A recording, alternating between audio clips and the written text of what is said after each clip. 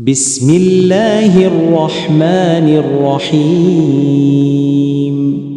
الرحمن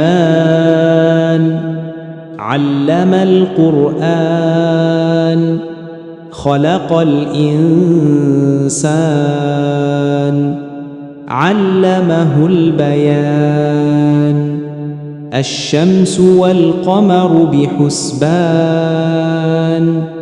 والنجم والشجر يسجدان.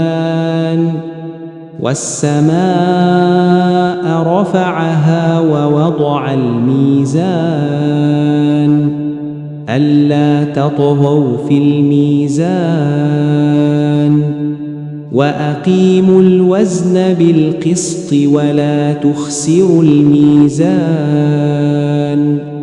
والأرض وضعها للأنام، فيها فاكهة والنخل ذات الأكمام، والحب ذو العصف والريحان.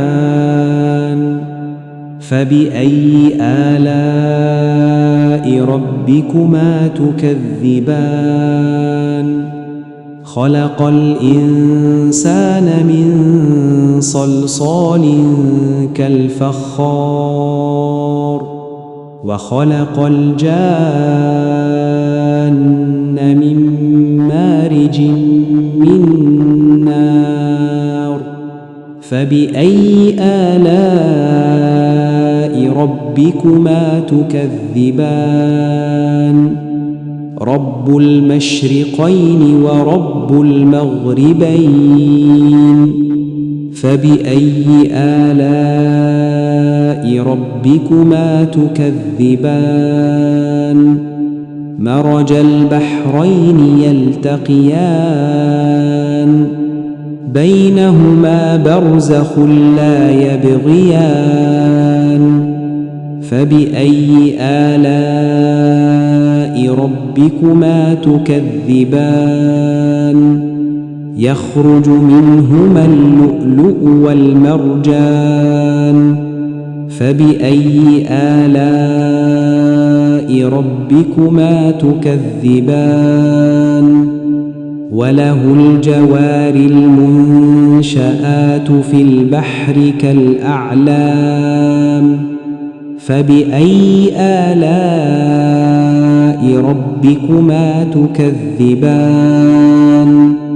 كل من عليها فان، ويبقى وجه ربك ذو الجلال والإكرام. فبأي آلاء ربكما تكذبان؟ يسأله من في السماوات والأرض كل يوم هو في شأن. فبأي آلاء ربكما تكذبان؟ سنفرغ لكم أيها الثقلان. فبأي آلاء ربكما تكذبان؟ يا معشر الجن والإنس إن استطعتم أن تنفذوا من أقطار السماوات والأرض فانفذوا، لا تنفذون إلا بسلطان. فبأي آلاء ربكما تكذبان؟ يرسل عليكما شواظ من نار ونحاس فلا تنتصران. فبأي آلاء ربكما تكذبان؟ فإذا انشقت السماء فكانت وردة كالدهان. فبأي آلاء ربكما تكذبان؟ فيومئذ لا يسأل عن ذنبه إنس ولا جان فبأي آلاء ربكما تكذبان يعرف المجرمون بسيماهم فيؤخذ بالنواصي والأقدام فبأي آلاء ربكما تكذبان هذه جهنم التي يكذب بها المجرمون يطوفون بينها وبين حميم آن فبأي آلاء ربكما تكذبان ولمن خاف مقام ربه جنتان فبأي آلاء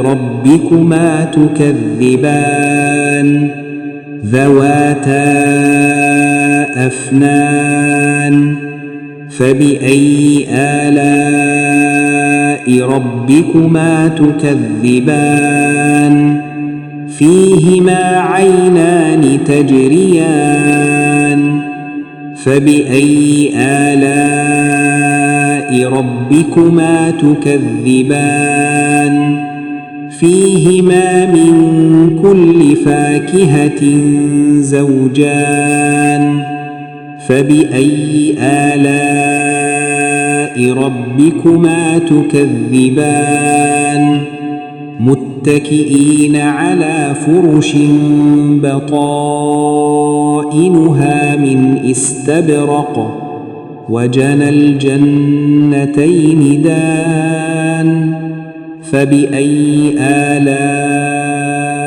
ربكما تكذبان فيهن قاصرات الطرف لم يطمثهن إنس قبلهم ولا جان فبأي آلاء ربكما تكذبان كأنهن الياقوت والمرجان فبأي آلاء ربكما تكذبان هل جزاء الإحسان إلا الإحسان فبأي آلاء ربكما تكذبان ومن دونهما جنتان فبأي آلاء ربكما تكذبان مدهامتان فبأي آلاء ربكما تكذبان فيهما عينان نضاختان فبأي آلاء ربكما تكذبان فيهما فاكهة ونخل ورمان فبأي آلاء ربكما تكذبان فيهن خيرات حسان فبأي آلاء ربكما تكذبان